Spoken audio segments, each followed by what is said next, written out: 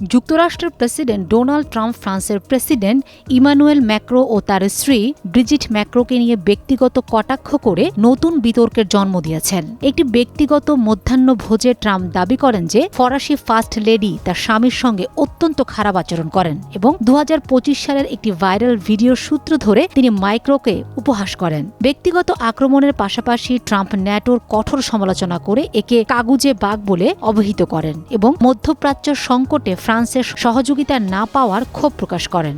বাংলাদেশের সংসদীয় ইতিহাসে দীর্ঘ 33 বছর পর মুলতবি প্রস্তাব নিয়ে সংসদীয় রাজনীতিতে নতুন প্রাণ সঞ্চার করেছে। বিরোধী দলীয় নেতা ডাক্তার শফিকুর রহমানের একটি প্রস্তাব সম্প্রতি গৃহীত হওয়ার মাধ্যমে 1993 সালের পর প্রথমবারের মতো জরুরি জাতীয় গুরুত্ব সম্পন্ন বিষয়ে বিশেষ আলোচনার সুযোগ তৈরি হয়। এই প্রক্রিয়াটি সংসদের একটি শক্তিশালী হাতিয়ার হিসেবে পরিচিত, যা সরকারের উপর জবাবদিহিতার চাপ তৈরি করে। বিশ্লেষকদের মতে এই পদক্ষেপটি বর্তমান রাজনৈতিক প্রেক্ষাপটে সংসদীয় উদারতা ও গণতান্ত্রিক চর্চাকে শক্তিশালী করার একটি ইতিবাচক ইঙ্গিত।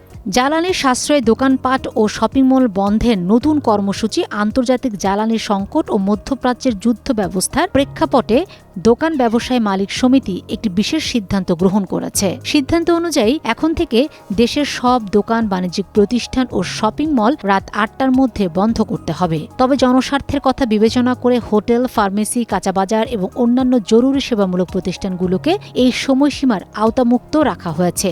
সংগঠনের পক্ষ থেকে এই সিদ্ধান্তকে সরকারের জ্বালানি সাশ্রয় প্রচেষ্টায় একটি সহযোগিতামূলক পদক্ষেপ হিসেবে দেখা হচ্ছে। দেশের মহানগরগুলোতে সপ্তাহে 3 দিন অনলাইন ক্লাস চালুর সরকারি পরিকল্পনার তীব্র প্রতিবাদ জানিয়েছেন জামায়াত ইসলামীর সেক্রেটারি জেনারেল মিয়া গোলাম পরোয়ার। তার মতে, জ্বালানি সংকটের অজুহাতে কোমলমতি শিক্ষার্থীদের উপর অনলাইন ক্লাস চাপিয়ে দেওয়া মূলত জাতিকে মেধা শূন্য করার একটি ষড়যন্ত্র। তিনি আশঙ্কা প্রকাশ করেছেন যে এর ফলে দরিদ্র শিক্ষার্থীরা শিক্ষা থেকে বিচ্ছিন্ন হবে এবং শিক্ষার্থীদের নানা ডিজিটাল ডিভাইস আসক্তি ও নৈতিক অবক্ষয় দেখা দিবে।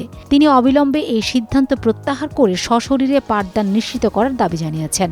কুষ্টিয়া মেডিকেল কলেজের কার্যক্রম বন্ধ করার জন্য 50 কোটি টাকা ঘুষের প্রস্তাব পাওয়ার দাবি করায় কুষ্টিয়া 3 আসনের সংসদ সদস্য মুফতি আমির হামজাকে লিগ্যাল নোটিশ পাঠানো হয়েছে। একজন স্থানীয় ব্যক্তি এই নোটিশের মাধ্যমে দাবি করেছেন, আমির হামজাকে এই বিশাল অঙ্কের প্রস্তাব যারা দিয়েছে তাদের নাম আগামী 7 দিনের মধ্যে জনসম্মুখে প্রকাশ করতে হবে অথবা তাদের আইনের হাতে সোপর্দ করতে হবে। ইতিপূর্বে আমির হামজা একটি জনসভায় এই ঘুষ প্রস্তাব প্রত্যাখ্যান করার কথা জানালে তা সামাজিক যোগাযোগ মাধ্যমে ব্যাপক চাঞ্চল্য সৃষ্টি করে। ভূমধ্যসাগরে নৌকাডুবিতে 18 জন বাংলাদেশের মৃত্যুতে গভীর শোক প্রকাশ করে অল ইউরোপিয়ান বাংলাদেশ অ্যাসোসিয়েশন অবৈধ পথে ইউরোপ যাত্রার ভয়াবহতা সম্পর্কে কঠোর সতর্কবার্তা দিয়েছে। সংগঠনটি জানিয়েছে যে ইউরোপীয় ইউনিয়নের বর্তমানে অবৈধ অভিবাসনের বিরুদ্ধে কঠোর অবস্থানে রয়েছে এবং ফ্রান্সের মতো দেশগুলো আশ্রয় লাভের সুযোগ সংকুচিত করেছে।